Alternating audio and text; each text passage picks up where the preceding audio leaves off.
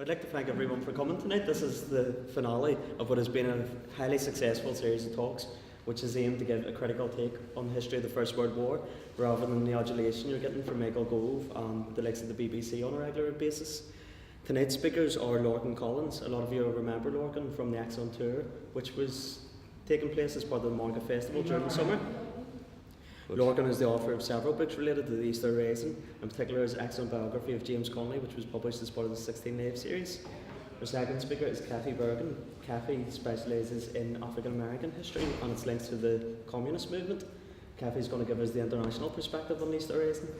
And at last, we have Brian Kelly. Again, Brian specialises in African American history and slavery, and he's going to give a holistic approach to it and the historical interpretation of the First World War. So we're going to start off with Lorcan. Thanks, Fintan, and thank you very much for having me up here, Brian, especially for extending the invite. And it's nice to see some of you met me in Dublin. I feel very comfortable now with you as well, okay? So you remember that I have a mild form of Tourette's syndrome, so you'll forgive me when all sorts of mad things come out of my voice, okay, my mouth.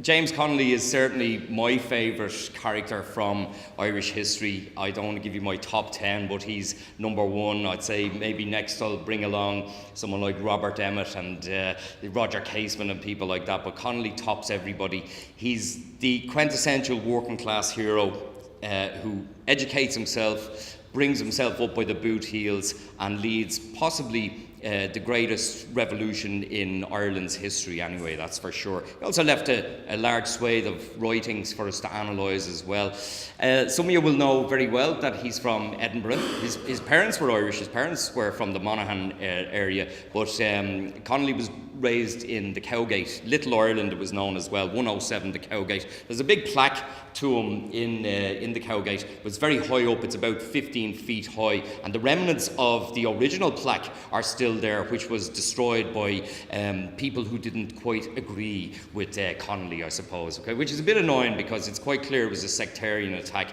and of all people, James Connolly is probably the most non-sectarian of all our great heroes. He had the sort of misfortune of having to join the British Army at the age of 14. I guess it was an economic choice more than anything else, right? It's a period I found very hard to find much more about when I researched his biography. People have gone before me. C. Desmond Greaves had the same difficulty as well. The problem is that Connolly signed up under a false name, and as a consequence of that, we can only follow his battalion here and there. But he was posted to Ireland, posted to Cork first, and then he moved up bit by bit to the Curragh. And while he was stationed in Beggar's Bush Barracks in Dublin, he met his future wife, Lily Reynolds, who was a Protestant as well, which is, Connolly was a Catholic, but he's a Protestant. But again, it's a mark of his non-sectarianism that didn't even stand in the way at all, okay? Now, it would appear his battalion was to be shipped off to India.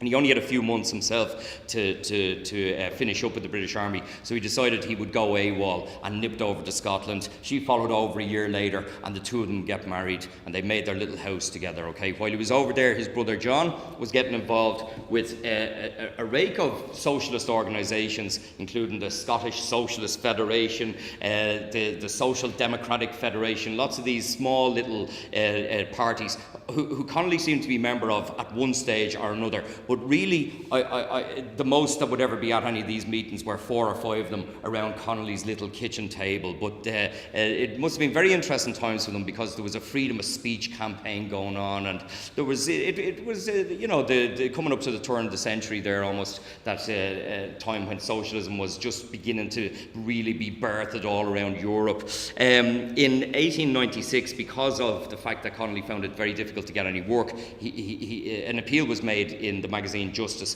for work, and Connolly was employed, if you will, by the Dublin Socialist Club. He came over to Dublin in May 1896. He essentially disbanded them and founded the Irish Socialist Republican Party, which one journalist royally commented that the Irish Socialist Republican Party had more syllables than members, right? But gathered together in the Stephen's Green, they come up with our manifesto, which included stuff that we would accept as being perfectly ordinary ideals today.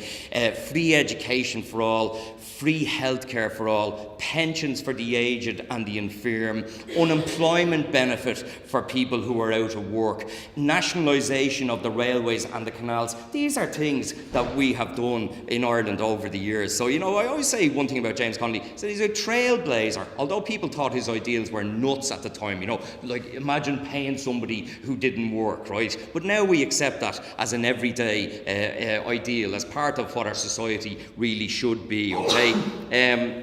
They issued a little, bless you by the way, they issued a little card there, a little green card, which the members had, and it had that lovely phrase from Camille Desmoulins. Some of you were in Dublin with me, saw it on the Jim Larkin statue. The great appear great because we are on our knees, let us rise. And that was the quote that he put underneath his beautiful newspaper, The Workers' Republic. Now, a lot of us here will have been through The Workers' Republic over the years and enjoyed very much the articles that Connolly wrote, but we need to remind ourselves not to get too excited, because that newspaper had a readership of about 100.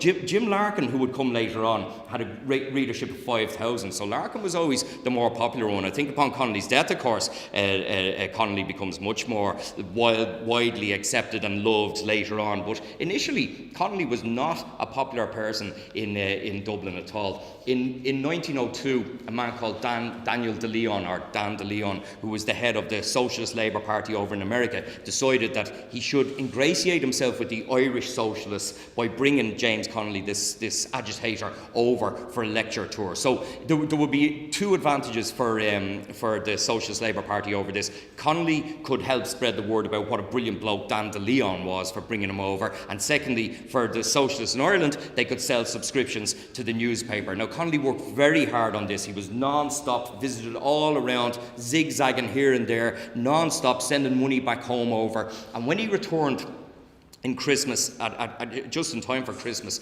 he was absolutely shocked to discover that the party had been using the money he was sending to keep a bar going in the club. Now, we were talking in the car on the way down, and Connolly was teetotal, so this drove him absolutely insane. There's a bit of, I don't want to be all kind of Irish about it, but how awful that all that money he raised and the lads basically drank it, so he's really angry with them. There's a big argument, and he decided, screw this anyway, and he more or less left the party, went over to Scotland for a bit, then he decided to go to America, where he ended up spending 7 years. And a lot of people forget about his time in the United States, where he was heavily involved in the Wobblies, the IWW, the Industrial Workers of the World. James Connolly knew Big Bill Haywood and Bill Troutman and Elizabeth Gurley Flynn, all these luminaries, Father Haggerty, who called the Americans slowcialists. I quite like that, it's hard to say, okay? But his time in America was marred by an awful event in his life, the death of his daughter Mona, on the very day that the family were due to go over to him in 1904. Unfortunately, an accident in a house that she was in where she caught fire, and it's symptomatic of the poverty that the mother couldn't actually attend the funeral. We found, myself and Conor Costick and Shane McTomash discovered that she was buried in Glasnevin in a pauper's grave, unmarked pauper's grave. Now it's marked, you'd be glad to know, but it's mad to think the firstborn child of James Connolly, one of our greatest heroes, was in an unmarked grave for the greater part of the 20th century, okay? But anyway, life in the United States was very good for him. He did another couple of lecture tours. He was doing okay. Sometimes I think about Connolly and his wit, and I don't think we always see him as a sort of a funny guy, but the newspaper who were reporting on him, the Daily People who were reporting on one of his talks, said his wit often suffers in print, but that he has a rapier, sharp wit. At one of his talks, someone kind of shouted out, "You seem to know everything. Who'll win the derby?" And Connolly shouts back at him, "A horse, but I'm surprised at an ass asking." So he's pretty quick with the old retorts. In 1910, much to his wife Lily's chagrin, he decided he would return to Ireland for a bit of a lecture tour. And of course, she said later in life that it was her lot in life that every time she cobbled together a few sticks of furniture, Connolly was up and moving off again. Like every 7 years he seems to do something different. But this time anyway, he sent a message back. He said, pack your bags and come on home.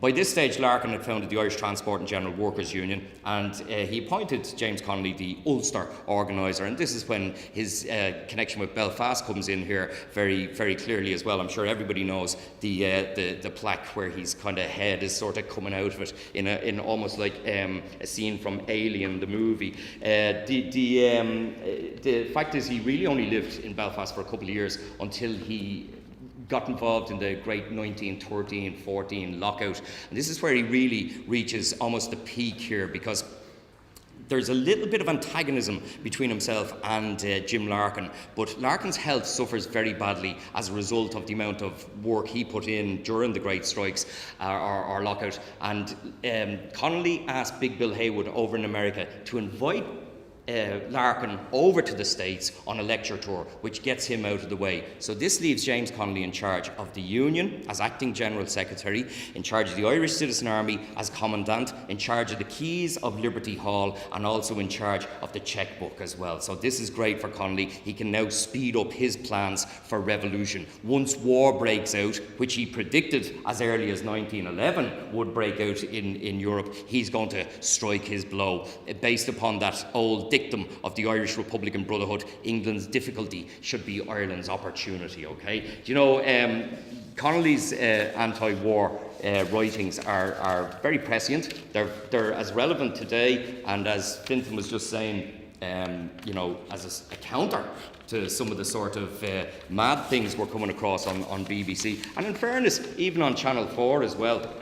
We're normally a little bit more on the ball. But bear in mind, just in case you don't know, Britain enters the war on the 4th of August 1914 when she declares war on Germany. And the Irish Worker, which Connolly was now editing, of August the 8th, 1914, has this lovely line. It's oft quoted, but I'm going to quote it again. "Should the working class of Europe, rather than slaughter each other for the benefit of kings and financiers, proceed tomorrow to erect barricades all over Europe, to break up bridges and destroy the transport service that war might be abolished, we should be perfectly justified in following such a glorious example and contributing our aid to the final dethronement of the vulture classes that rule and rob the world. Ireland may yet set the torch to a European conflagration that will not burn out until the last throne and the last capitalist bond and debenture will be shrivelled on the funeral pyre of the last warlord." You know, you can almost feel him spitting at the typewriter when that's kind of coming out, right?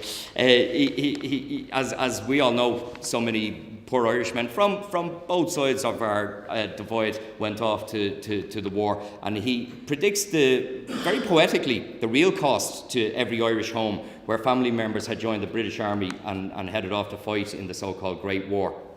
Each day, one of these homes, someday thousands of these homes, will be stricken from the field of battle, and news will come home that this young son or that loving father has met his doom. And out there under a foreign sky, the mangled remains, twisted, blown and gashed by inconceivable wounds, will lie, each of them in all their ghastly horror, crying out to heaven for vengeance upon the political tricksters who lured them to their fate. War is ever the enemy of progress. The poor of the world would be well advised upon the declaration in any country as their first steps to peace to hang the foreign minister and cabinet whose secret diplomacy produced such a result. If each country hanged its own foreign minister and cabinet before setting out to the front, wars would not last long. And if a jingo editor were hanged each week it lasted, the most jingo being the first to hang, not many angry passions would be stirred up to make the work of a peaceful understanding difficult. He can understand sometimes why some of his writings were very quickly suppressed. But again, I do remind you that I wish that, 3.5 million people at the time in Ireland were all reading this, but the readership was quite low. You'd wonder how he gets away with a phrase like this in the Irish Worker in September the 5th, 1914, "If ever you shoulder a rifle, let it be for Ireland." Of course, there's...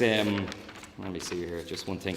It's not so long ago that we all saw kind of on the TV the destruction in Gaza, and you know how very apparent the effects of bombardment are on a town or on a country.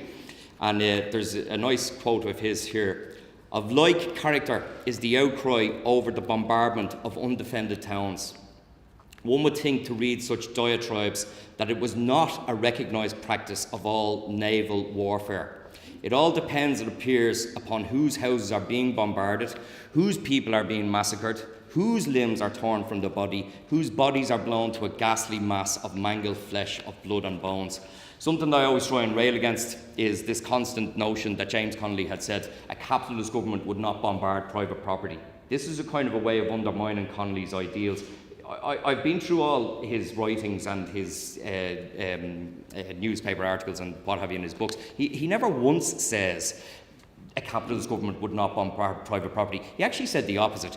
You know, that it is the practice of the empire to bombard undefended towns. Right? It's just a way of sort of undermining them. So we need to stop saying that. Okay. On conscription. And conscription, of course, was the big issue that at least the Catholic Church and most radicals were united on, that conscription should not come into Ireland. But Connolly is quite good in it. He says, "When a man is ordered to take a deadly weapon and proceed to kill a human being with whom he believes he has no grounds or quarrel, personal or national, if the fear of starvation makes him obey that order, then that person issuing the command is guilty of the foulest crime known to humanity, the murder of a human soul. Against such an attack upon the liberty of the individual we protest, and call all to protest. Conscription is bad, we hate the thought of it, but conscription is at least openly brutal. This conscription by starvation is foul with the foulness of hell. We are not alone in this belief. There are thousands who believe in the justness of this war, who are sickened with loathing of the means taken to obtain soldiers to carry it on."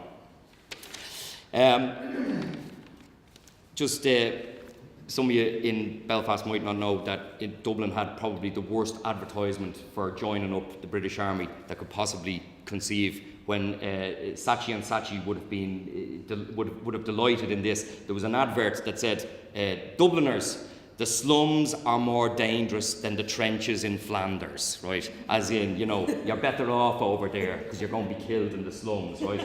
And it's not exactly, advert of the year, but he says about that, he says, "When at last the common sense of the people of Dublin reasserts itself, and men and women begin to protest against this suicidal destruction of the Irish race in a war that is not of their making, and for an empire that they abhor, the cheap wits of the recruiters sneeringly tell them that there is more danger of a death in a Dublin slum than in a trench in the line of battle. But you can die honourably in a Dublin slum. If you die of fever or even want, because you prefer to face fever and want rather than sell your soul to the enemies of your class and country, such death is an honourable death, 1,000 times more honourable than if you won a VC, a Victoria Cross, committing murder at the bidding of your country's enemies." He wrote that on February the 26th, 1916.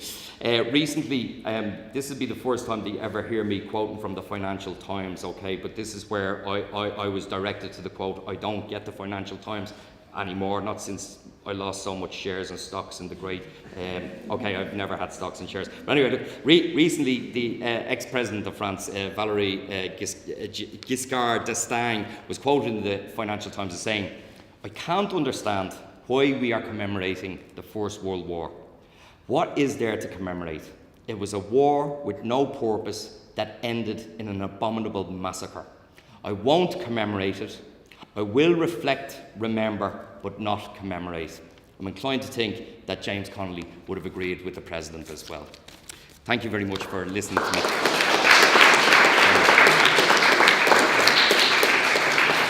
Sorry.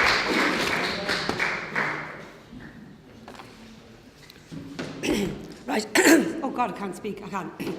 I've only got this PowerPoint for some quotes. I'm not going to show graphs or anything, okay, just in case, because they always suggest that.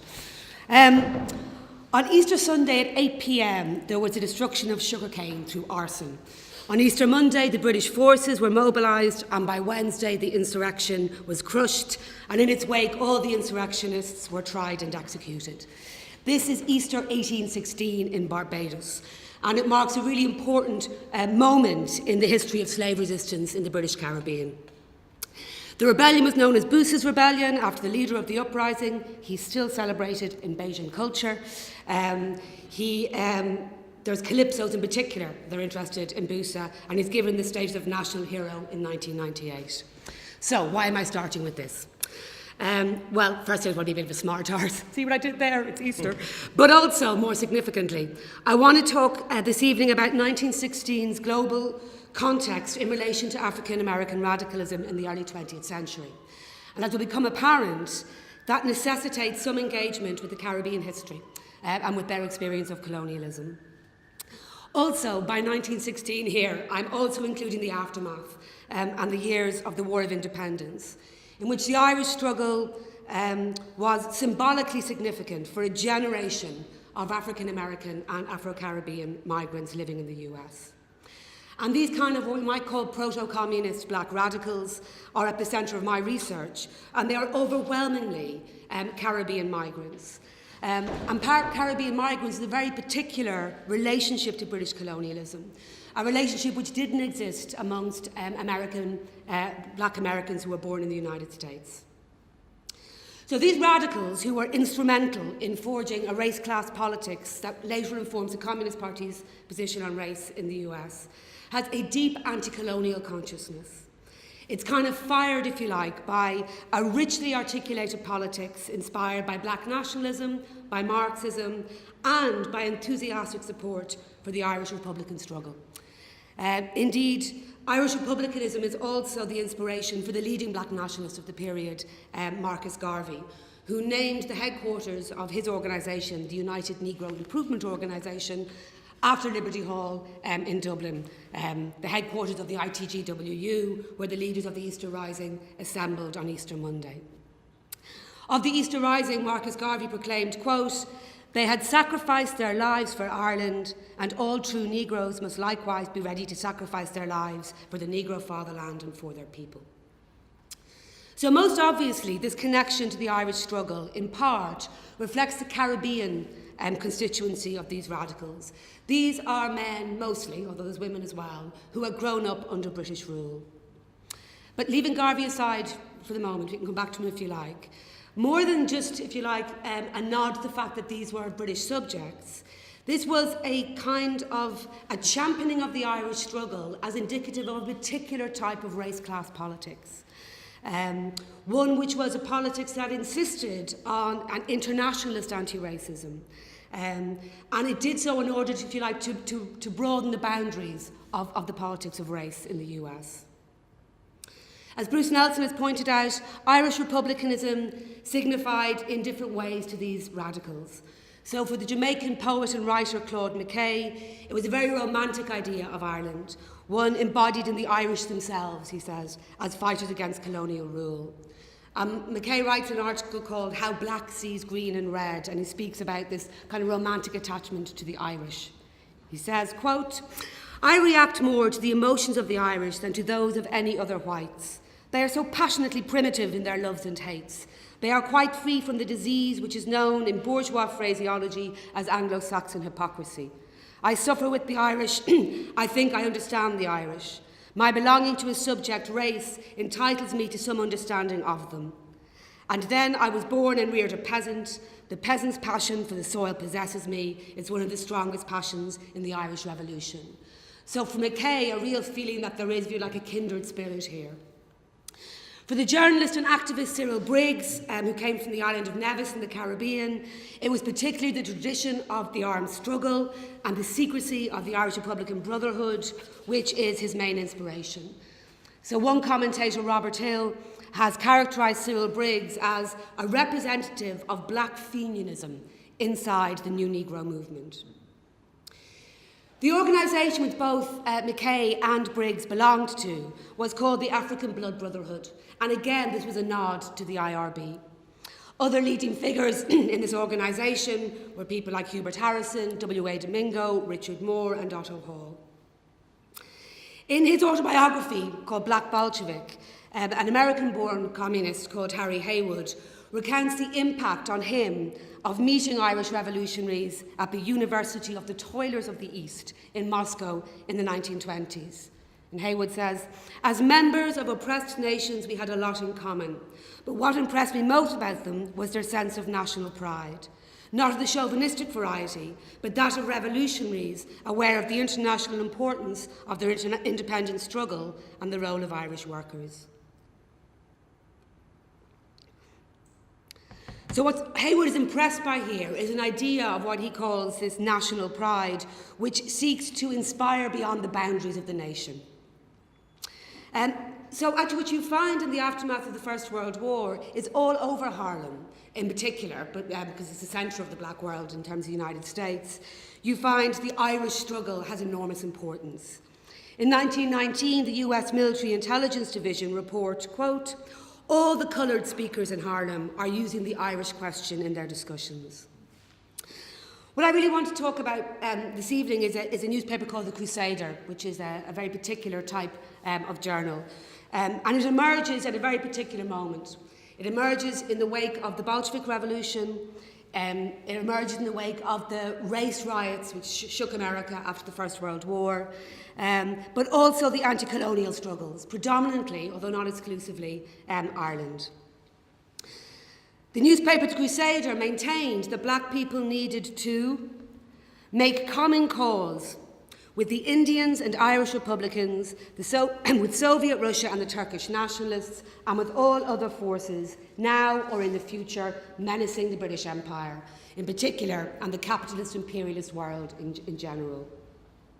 So I haven't got that much time to go through this, and I'm slightly obsessed with this newspaper, so if I go off, I'll stop. But I just want to demonstrate in the time I have just how this is kind of really illustrative of a brilliantly eclectic politics of liberation. This is a politics which mobilises an idea of Irish freedom, which we may or may not want to be critical with, but it does so in the service of black self-determination. So The Crusader is the newspaper of the African Blood Brotherhood, and the aims of the African Blood Brotherhood were a liberated race, absolute race equality, the fostering of racial self-respect, organised and uncompromising opposition to the KKK, a united Negro front, industrial development, higher wages for Negro labour, shorter hours and better living conditions, education, and cooperation with other darker races and with class-conscious white workers. This is a black organisation. Membership is confined, quote, to persons of African blood. But as point 9 here, the final point here points out, there was no bar on working in an interracial class framework. As I said, the membership was made up mostly of Caribbean migrants, many of whom go on to join the Communist Party later in the decade. And the most important of these, in terms of The Crusader, is its editor, Cyril Briggs. There's some issues of The Crusader, which is articles by Cyril Briggs, C. Valentine, and other people beginning with CV. They're all Cyril Briggs. He just has all these nom de nom, so he can speak in all these different sorts of voices. Briggs was born, as I said, in the Caribbean island of Nevis in 1888, and he emigrates to the US in 1905. And he works as a journalist, most famously for the black newspaper, the Amsterdam News. And the importance of the Irish struggle for this period, before I speak about that, it can't, not in The Crusader anyway, it cannot be disentangled from another revolutionary moment which also dominates, which is the Bolshevik Revolution of 1917. And actually to speak about one, you have to speak about another if you want to get a handle on the politics of The Crusader. And Bolshevism was particularly attractive to this black radical organisation for a variety of reasons, which I'm not going to go into. What's quite important here, though, was the reputation that the Bolsheviks had for defending minorities. So again, Claude McKay states in 1920, Bolshevism has made Russia safe for the Jew. It might make the United States safe for the Negro. There was also the early Comintern's stated commitment to anti-colonialism and anti-racism. So there's a plethora of decrees which are made from the moment of the Comintern's inception in 1919. This is the first socialist movement which attempted to link the cause of the industrial proletariat with anti-colonial struggles. So the Comintern insisted on anti-imperialism as a condition for membership. Also, as William James has argued, the Bolsheviks were the deadly enemy of black people's enemies, which meant that Lenin and Trotsky were their friends. And the Crusader really loudly proclaims its Bolshevik sympathies. This is a brilliantly Twitter-unfriendly journal. It is extremely full of rhetorical flourishes. This is typical of the way in which Briggs writes. Bolshevist is the epithet that present-day reactionaries delight to fling around loosely against those who insist on thinking for themselves and on agitation for their rights. If, as appears by its frequent use against those who are agitating in the people's interests and for justice of the oppressed, the term is intended to cover those bad agitators who are not content that the people shall forever be enslaved in the clutches of a cutthroat, child-exploiting, capitalist imperialist crew, then assuredly we are Bolsheviks. Or more succinctly in the paper, it says, don't mind being called Bolshevik by the same people who call you nigger. But over and above that, Bolshevism was also cited as being inherently anti-colonial. What is Russian Bolshevism's attitude towards the people of other countries, especially oppressed people like Africans, Indians and Irish? They should be dots, not commas. Bolshevism, from the international standpoint, is totally different from and wholly opposed to imperialism. So Russian communism is offered as a model for challenging racism and colonialism. And Irish republicanism is modelled in similar ways, but mostly in the Crusader, it is there because it offers an example of anti-colonial bravery. Support for the Irish cause and the symbolism of the Easter Rising are trumpeted as part of an international revolutionary anti-colonial call. And again, this is typical of the way in which Ireland is spoken about in this newspaper. The mighty tyrant is not yet to be toppled over by an unaided Ireland, however courageously her valiant sons may fight, nor yet by an Africa or India unaided. England, menaced in only one quarter at the same time, can successfully defend her ill-gotten spoils and her bleeding conquests, can easily maintain her graveyard peace, her boasted Pax Britannia. But England, menaced on many quarters at the same time, faced by the determined bayonets of all her subject peoples, will be England at the end of a rope. And until England is brought to the end of her rope, there will be no freedom for Ireland, India, or Africa.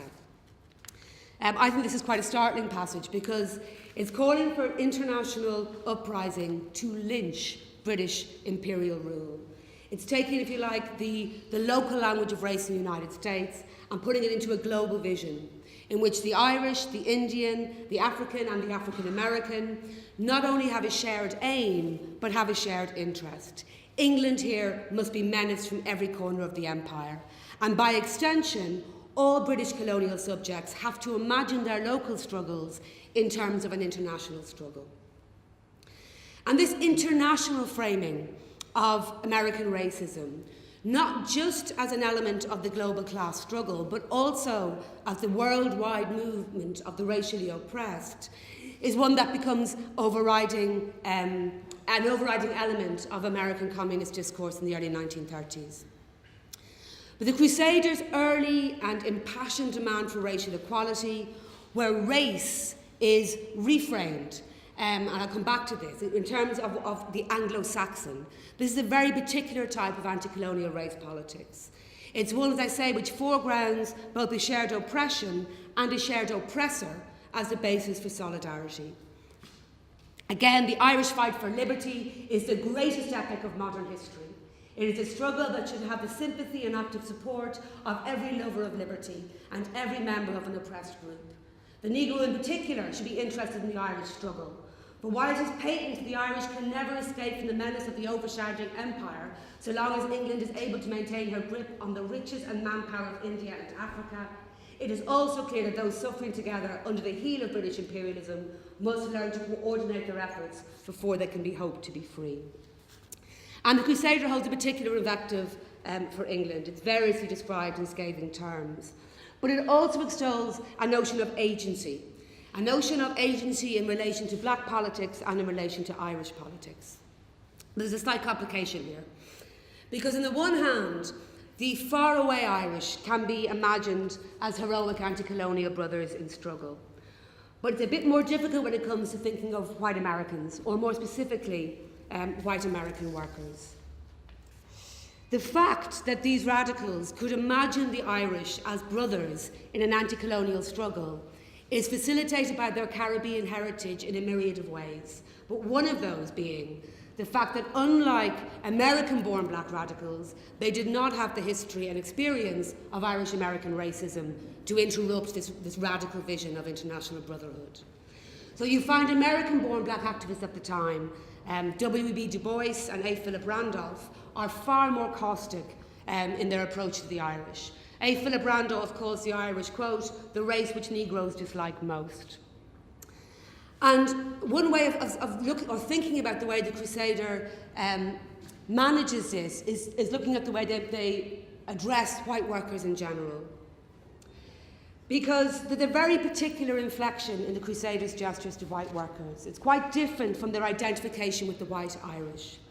And first and foremost, they speak of the importance of having interracial solidarity as a tactic to break white supremacy. As Briggs states it, we must aim to encourage existent divisions and even to foster new divisions in the ranks of the white race. To this end, we must refrain from chauvinistic utterances and threats of what we're going to do when we win Africa, etc. That would have the effect of forcing together the much divided ranks of the white race. We must aim to keep white labour and capital apart by showing white labour that its interests are identical with our own, inasmuch as we are both seeking freedom from capitalist oppression and exploitation, and neither Negro or white labour can achieve freedom without the aid of another. And there's a real reason for this. I mean, this is quite a powerful statement, actually, in relation to a commitment to interracial class struggle, but the reason why it has to be in terms of practicality. Because there's a tangible extremity and daily constancy of American racism. And this means that white workers can't really be presented as actual and absolute allies, because historically, for many African Americans and black people living in America, they don't have that history to draw upon. So the Crusaders' commitment to interracial class solidarity did not, and indeed could not, find expression in any kind of ideal form, but in the politics of pragmatism, albeit here a pragmatism allied to a very particular vision of internationalism. The interesting thing is that the Irish escape this precarious contradiction, precisely because of the ways in which the anti-colonial struggle is seen to complicate their allegiance in terms of race. So they were cast, if you like, as the common enemy of the Anglo-Saxon race, rather than as white. Irish people and Negro people have much in common. To begin with, they are both oppressed by stronger groups. Secondly, the oppressors in the main of both Celt and Negro are identified with the Anglo-Saxon race.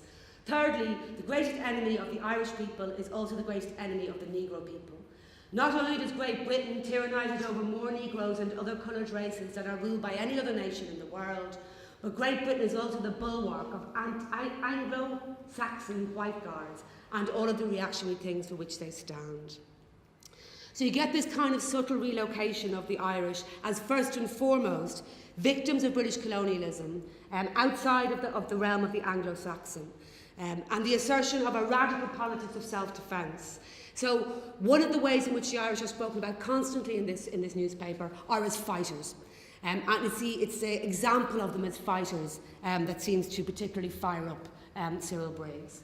There is little doubt that the Irish principle of when you fight, fight is soon to be vindicated, and Irish sacrifices for liberty crowned with great and important, if not complete, success.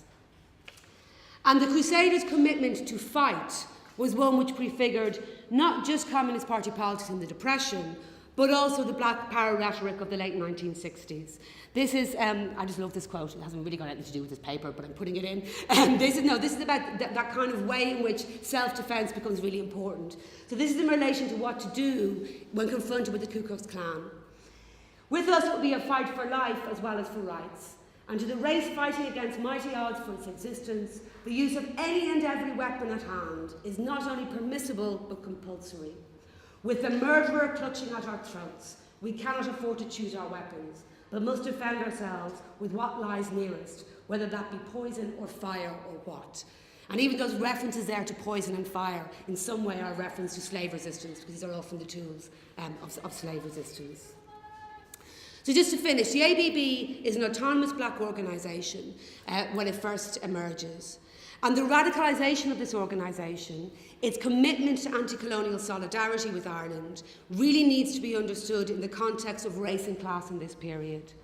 I haven't even touched on the government repression during the Red Scare, the attacks on African Americans by racist mobs in over 25 cities in 1919, the impact of the Bolshevik Revolution, the symbolism of Easter 1916, and this powerfully articulated anti-colonialism of a generation of Caribbean radicals who are drawn to Irish republicanism. So the race-class politics which emerged and develops out of the Crusader is a politics which insists on pride, on black pride, and active resistance to racism, but also places itself within the context of a global anti-colonialism, and eventually even an anti-capitalism.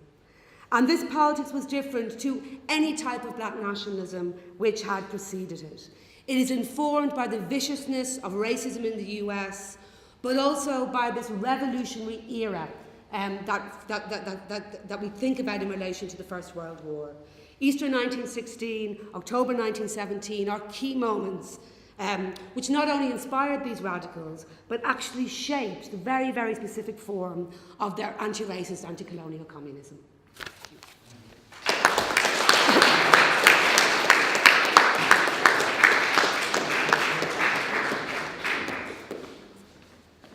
Thanks. I'm going to speak for about 10 minutes, I hope. If I go much longer than that, somebody, you've got permission to whack me or whatever it takes. I'm going to speak for about 10 minutes and try to pull together some of the themes and strands that have come up all over the past 8 weeks as this series has gone on. And I want to start, I'm going to end up talking about Easter 1916, but I want to talk about 2015 in the context in which we came around to trying to run a series of talks. The important context to me seems to be made up of two things. On the one hand, in this particular context, in Ireland, and perhaps more importantly in the north of Ireland, we've got two kind of currents in the way that this period is being presented.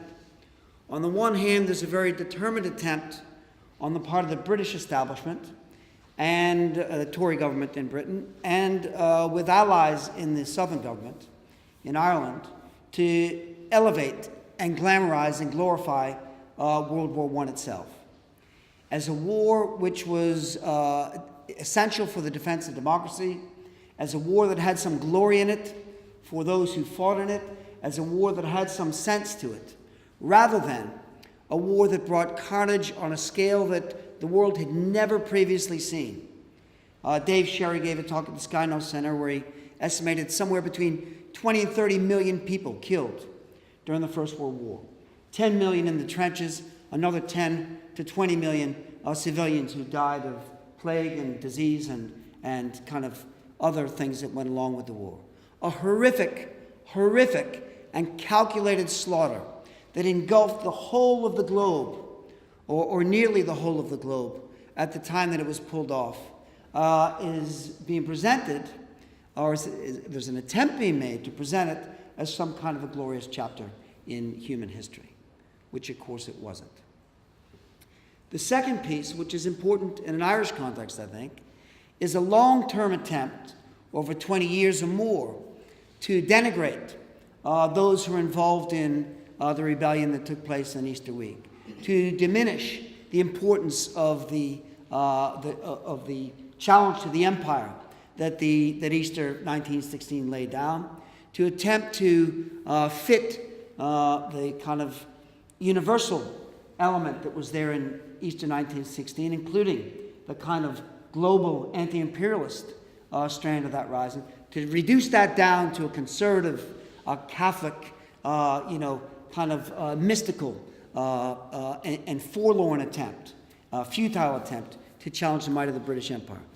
On both scores, I think, we have to come up against the prevailing consensus. On the one hand, the war was an unmitigated slaughter for those who were involved in it and those who were dragged into it all around the world. I'm going to talk in particular about India in a few minutes. Some of you missed Cathy Bhattacharya's great talk last week in Duncairn Complex in North Belfast. I'll go over some of what she said. Unmitigated slaughter with long-term consequences, which resolves none of the problems that had brought the war on, and which brings on another even more devastating slaughter, and the rise of fascism, the Holocaust, the concentration camps, all of that a mere 20 or 30 years down the road.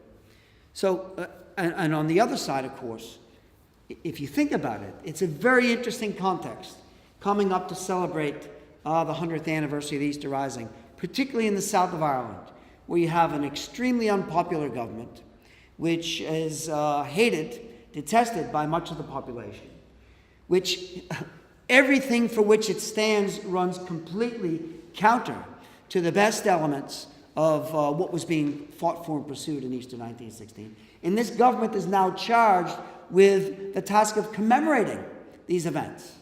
It puts them in an extremely uncomfortable position, one, I think, and one that opens an opportunity for people like us and people all across this island to try to have their own say about what Easter 1916 meant and what it and how short we've come, or how we've fallen short of the ideals of people who went out to take on the might of the most powerful empire in the world over a course of a week in Easter 1916.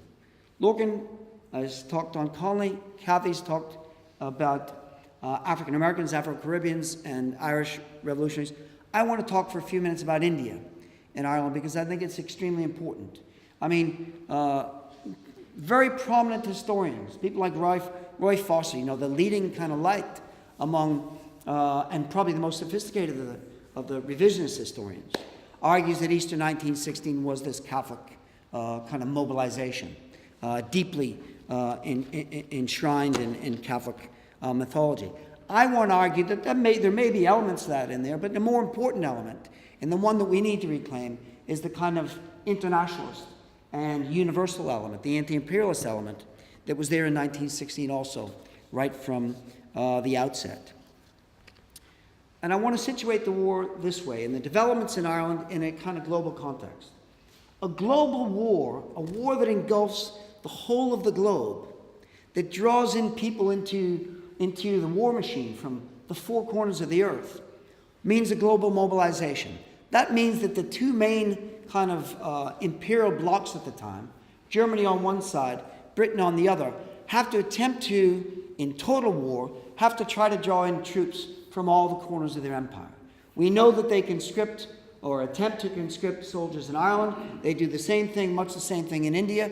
They do the same thing in East Africa. They do the same thing in parts of North Africa, with devastating consequences in the long run for the British Empire. So a war that begins, here to me is the great paradox and the really interesting thing about the First World War, is that it is initiated by the most powerful, influential, and wealthy men in the world at the center of these imperial powers. The British Empire on one side, the German on the other. It's inaugurated really to hold on to the colonial order, the old order that they preside over, and they presided over for centuries by this time. It's initiated to hold on to that order. In fact, what the war does is it pulls the rug out from under that old regime. And it produces a rebellion in mobilizing people from around the world. The war produces a rebellion which these imperial powers have to confront in every corner of their empires. Not only in Ireland, which people have talked enough about tonight and in other weeks, but I want to talk about India and the connection between India and Ireland. You get journalists in the South who insist that we need to include Irish men who served in the ranks of the British Army in the commemorations, as if that's they're a different kind of breed than the men and women who went out to fight in Easter Week. I would argue that by the end of the war, by 1918, 1919, 1920, there's no clear distinction in terms of the loyalties, the political loyalties, between those who went out in Easter 1916 and those who served in the ranks of the British Army. And the clearest evidence we have of this is the mutiny that occurs in India in 1920 in the ranks of an Irish regiment that had been around for probably 60 or 70 years by that time, the Connaught Rangers. A regiment which is a British Army regiment serving in India, where Irish men are being used to contain unrest, colonial opposition to Britain in India. These are men who'd served in the French trenches, men who'd served in Iraq, men who'd served in Palestine, men who'd served in East Africa, and who end up being sent to India. The leaders of the mutiny, once it takes off, are men who have 10 and 12 years experience, veterans in the British Army. They're not new recruits. These are people who've been soldiers and have seen a lot of slaughter in their time. The mutiny begins because word begins to make its way to Irish troops serving in India through letters from home that the Black and Tans are carrying out repression across Ireland. And the word, I think, is first delivered to the regiment by a man who comes in from Clare, who informs the rest of the regiment about the reprisals and the raids that the Black and Tans are carrying out. There's an initial attempt by a small handful of men to rebel. Eventually, mutiny spreads to the whole ranks of the regiment, and very soon the British command has a full-scale mutiny on its hands in the ranks of the Connaught Rangers. This is the attempt to suppress it. The local commander on the scene vows that he'll repress the mutiny even if it requires every soldier in India in order to carry it out. He's unable to carry it out because even the troops that are sent in to repress the mutiny are more sympathetic to the mutineers than they are to the British commanders. The commander offers the mutineers the right to leave before he begins to shoot or before he begins to charge people. A regiment of 500 men, 420 of them decide to stay on, decide to defy the orders of the commander. And listen to this. Everyone had the right to leave. Every soldier had the right to leave at this point, and some 80 men out of the 500 did so. But the other 420 cheered the Irish Republic, including the English soldiers in the regiment, and surrendering their weapons, marched out to a prison camp led by John Flannery, one of the leaders of the mutiny. So here you have a mutiny led by Irish troops who are fighting alongside English soldiers, and in which the resentments that have built up against the military command, and these were mostly kind of men from the hierarchy in the military at the time was very class determined. If you came from a wealthy family, you didn't serve in the trenches generally. You commanded those people. But you get a full-scale rebellion in the ranks.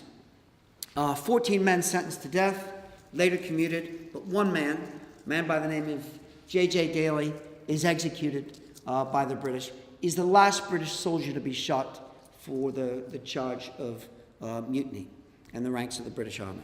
Somebody we should probably spend more time commemorating around here, but a really compelling mutiny.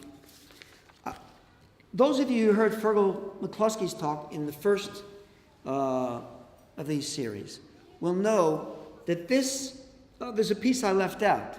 In the middle of the mutiny, the Irish troops go into the market in India, the local bazaar, and explain their plight to local Indian traders who sympathize with the mutiny, who give them green, white, and orange cloth so that they can make badges to wear on their lapels, and who express their sympathy with the plight of the Irish soldiers.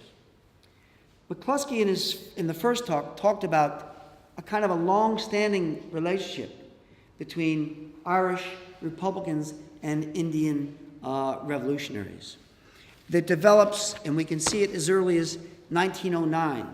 There's a man by the name of Madar Lal Dhingra who is executed eventually. He's hung in Pentonville jail for having assassinated Lord Curzon Wyllie, who was a British commander with some power in India. In 1909, McCluskey tells us, members of the IRB in Tyrone raised money for Laldinga's defense and also plastered posters all over rural Tyrone that said, Ireland honors Mater Laldinga, who was proud to lay down his life for his country. I mean, you can imagine, even if these posters appeared today in this, kind of globally connected world in the middle of Tyrone, maybe not many people would have known who this was. But it's symptomatic, I think, of an international strand that was present in Irish anti-imperialism from the outset, that these men were able to draw connections between their own situation and the courage of an Indian fighter. They raised money. Actually, the Dungannon IRB sent some of their arms money, which I imagine they didn't have a lot of in 1909, sent it off to India to contribute to, hold on, let me see how I put it, fomenting agitation and harassing the British government on the subcontinent. Gathering their nickels and dimes or whatever it is, pennies and pence here, and sending it off to India to help foment rebellion in a part of the world few of them had ever seen. If they had seen it, it had been in the ranks of the British Army. So it's a small glimpse, I think, of what the war did on a massive scale. I mean, that's one mutiny, but there are mutinies all throughout every army that served in the ranks in the First World War. The Russian Revolution really is partly initiated by mutineering soldiers. Inside the British Army itself, it's not only Irish soldiers, but British soldiers who were revolting against, by the end of the war, once the jingoism has died down, once they've seen the gore in front of them, are revolting against those who've duped them into going into battle. And the war unleashes a tremendous thirst for democracy among the working classes of the world and among colonial subjects all throughout the imperial world. I know this, Cathy will know this about African Americans. The first major challenge to segregation in Jim Crow was launched by black GIs returning from the fields of France and demanding some democratic rights at home that they're denied. They've been off fighting for democracy, but it's denied to them at home. And I think the mood is captured. British intelligence certainly had their finger on the pulse of what's going on at the time. Lord Curzon, who must have been a relation to the Curzon Wiley who was assassinated in 1909, Lord Curzon, who was former Viceroy and then Lord President of the Council in Lloyd George's cabinet, sent a memorandum to the War Cabinet on May 22nd, 1917. And this is what he says about the way that the war has unleashed social forces beyond their control. In the course of the war, forces have been let loose, ideas have found vent, aspirations have been formulated, which are either dormant before or which in a short space of time have received an almost incredible development. We are really making concessions to India, he could have said this about any number of places, because of the free talk about liberty, democracy, nationality, and self-determination, which have become the common shibboleths of the Allies. That is, the Allies launched their war under the guise of defending democracy and winning the right of self-determination for small nations. The problem for the empire is that people tend to take that seriously. They take them at their word, and they want to claim some of that by the end of the war.